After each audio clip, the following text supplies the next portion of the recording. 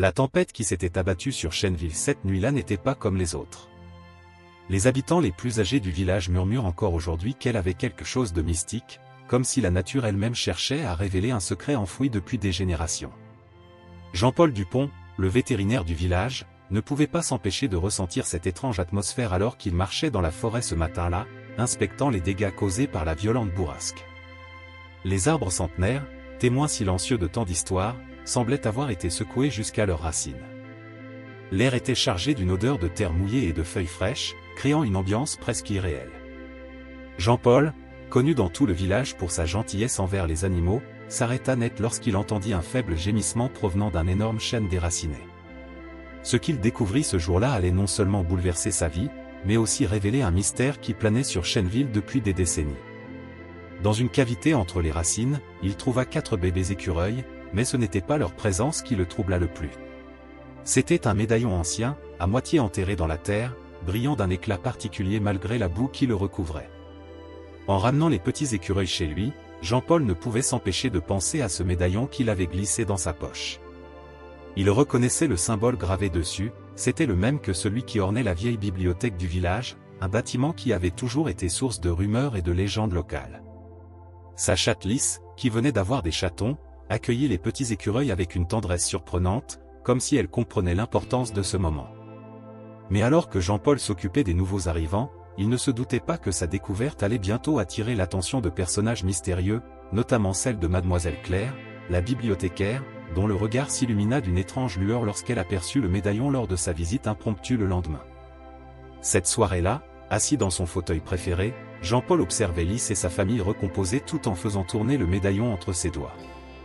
Une inscription à moitié effacée commençait à apparaître sous la lumière du crépuscule, le secret des gardiens de Chêneville. Le reste était illisible, mais ces quelques mots suffisaient à éveiller sa curiosité. Il ne le savait pas encore, mais cette découverte allait le mener sur la piste d'une histoire extraordinaire, où le destin de sa petite famille peu conventionnelle serait étrangement lié à celui du village tout entier. Mademoiselle Claire n'était pas une simple bibliothécaire. Depuis son arrivée à Chêneville 15 ans auparavant, elle avait toujours intrigué les habitants par ses connaissances encyclopédiques sur l'histoire du village et ses manières légèrement excentriques. Ce matin-là, elle observait Jean-Paul depuis la fenêtre de la bibliothèque, ses yeux gris perçants suivant chacun de ses mouvements alors qu'il traversait la place du village.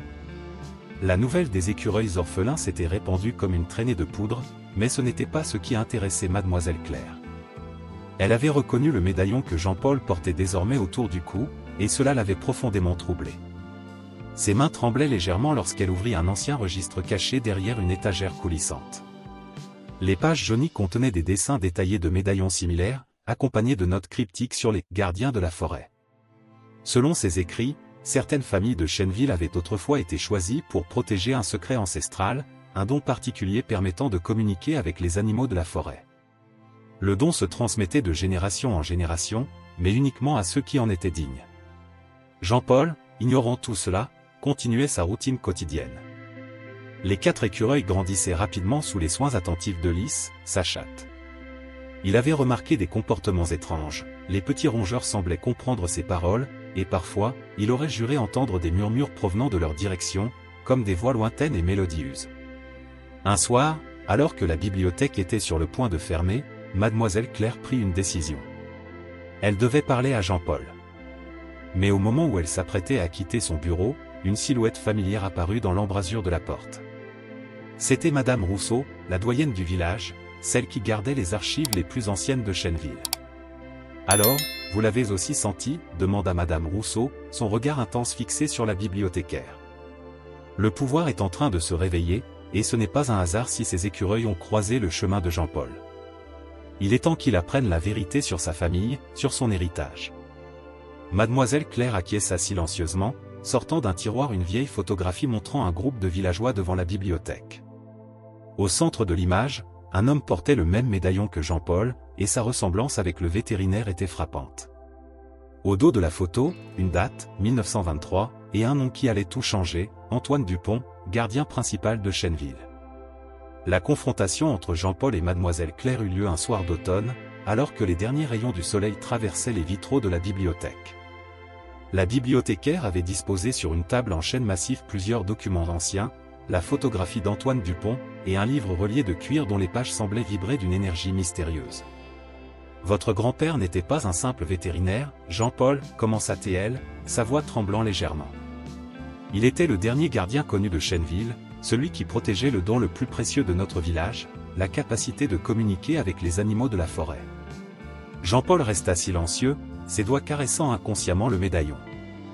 Des souvenirs d'enfance remontaient à la surface, les histoires que sa grand-mère lui racontait sur les animaux qui parlaient, les regards étranges que les villageois plus âgés lui lançaient parfois, et cette inexplicable connexion qu'il avait toujours ressentie avec les créatures qu'il soignait. Madame Rousseau s'avança alors, sortant de l'ombre où elle s'était tenue. Les écureuils que vous avez trouvés ne sont pas ordinaires, Jean-Paul. Ils sont les descendants des messagers, des créatures qui, depuis des siècles, maintiennent l'équilibre entre notre monde et celui de la forêt. Votre chatte, Lys, l'a senti instantanément. C'est pour cela qu'elle les a acceptés. Pendant ce temps, à la maison de Jean-Paul, un phénomène étrange se produisait. Les 4 écureuils, maintenant plus grands, semblaient agités. Lys les observait avec une attention particulière, comme si elle attendait quelque chose. Dans le jardin, des dizaines d'animaux s'étaient rassemblés silencieusement, oiseaux, lapins, et même quelques cerfs à la lisière de la forêt. La révélation la plus surprenante vint lorsque Mademoiselle Claire ouvrit le livre ancien. Les pages contenaient des dessins détaillés d'une cérémonie ancestrale, montrant comment le don des gardiens devait être transmis. Le médaillon n'est qu'une clé, Jean-Paul, expliqua-t-elle.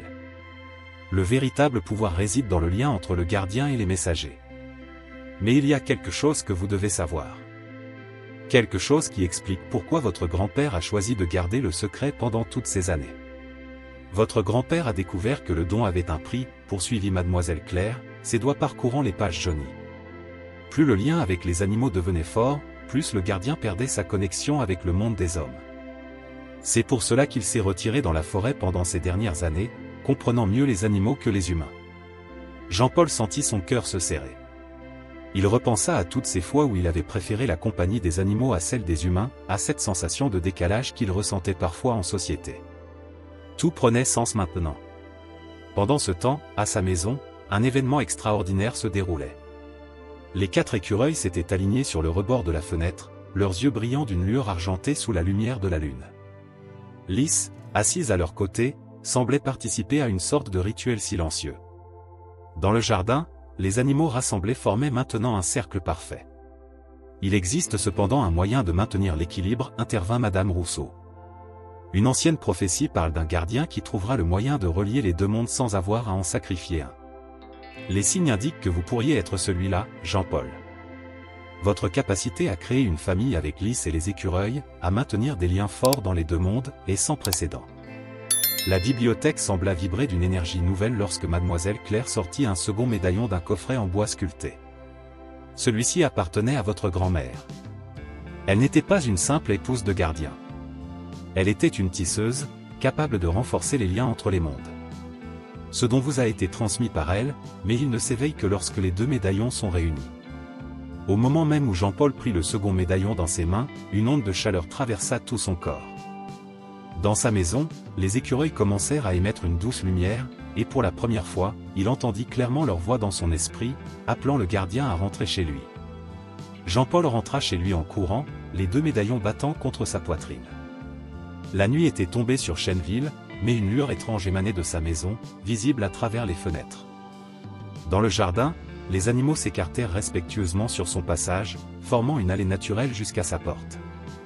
À l'intérieur, la scène était surréaliste. Les 4 écureuils, baignés d'une lumière argentée, se tenaient en cercle autour de Lys. La chatte, majestueuse, semblait plus grande, plus imposante, ses yeux brillant d'une sagesse millénaire. « Nous t'attendions » résonna une voix dans l'esprit de Jean-Paul. C'était Lys qui parlait, sa voix mélodieuse et profonde comme un ruisseau souterrain. Les écureuils s'approchèrent un à un. Chacun représentait un élément essentiel du don. Pipo, le plus petit, portait la sagesse des anciens, Éclair incarnait la force vitale de la forêt, Céleste représentait le lien entre ciel et terre, et Hazel était le gardien des secrets oubliés. « Tu n'as pas à choisir entre les 2 mondes » expliqua Lys. Ta grand-mère avait commencé à tisser un nouveau chemin, mais elle n'a pas pu l'achever. C'est à toi de terminer son œuvre. Les 2 médaillons commencèrent à vibrer à l'unisson, créant une harmonie parfaite avec les battements de cœur de tous les êtres présents. Mademoiselle Claire et Madame Rousseau, qui avaient suivi Jean-Paul, observaient la scène depuis le seuil de la porte, émerveillés. La prophétie se réalisait sous leurs yeux, les deux mondes ne faisaient plus qu'un dans cette modeste maison de Chêneville, unis par l'amour et la compréhension mutuelle. La transformation de Chêneville fut subtile mais profonde. Sous la guidance de Jean-Paul, le village devint un sanctuaire où humains et animaux coexistaient dans une harmonie parfaite. Le vétérinaire avait réussi à maîtriser son double héritage, utilisant les médaillons pour maintenir l'équilibre entre les deux mondes. Les 4 écureuils, devenus adultes, choisirent de rester près de la maison de Jean-Paul, servant d'intermédiaire entre la forêt et le village. Lys, maintenant respectée comme une sage parmi les animaux, continuait d'accueillir et de guider les créatures qui cherchaient l'aide du gardien. La bibliothèque, sous la direction de Mademoiselle Claire, s'ouvrit à une nouvelle génération d'apprentis gardiens. Les enfants du village venaient y apprendre l'histoire des médaillons et le respect de la nature. Jean-Paul y donnait des cours spéciaux, enseignant comment comprendre le langage silencieux des animaux sans perdre sa connexion avec le monde des hommes. Un matin d'été, alors que Jean-Paul prenait son café dans le jardin, entouré de sa famille peu conventionnelle, il réalisa que sa grand-mère avait eu raison. Le véritable don n'était pas la capacité de parler aux animaux, mais celle de créer des ponts entre les différences, de tisser des liens d'amour et de compréhension. Le secret des gardiens de Chêneville vivrait désormais au grand jour, non plus comme un fardeau à porter seul, mais comme une responsabilité partagée par toute la communauté. Et dans les yeux de chaque animal qui croisait son chemin, Jean-Paul voyait briller la même étincelle de reconnaissance, celle qui lui rappelait que parfois, les plus grandes magies naissent des cœurs les plus simples. Fin de l'histoire, chers auditeurs, nous espérons que l'histoire de Jean-Paul et de sa famille extraordinaire vous a touché. Pour continuer ce voyage émotionnel, nous avons préparé une playlist spéciale avec des histoires tout aussi captivantes. Retrouvez-la en cliquant sur le lien à gauche. Si cette histoire vous a plu, n'oubliez pas de vous abonner à notre chaîne et de laisser un « j'aime » à la vidéo. Chaque jour, nous apportons des histoires uniques qui explorent la complexité de la vie. Ne manquez pas nos prochains contenus. Nous vous attendons dans les commentaires.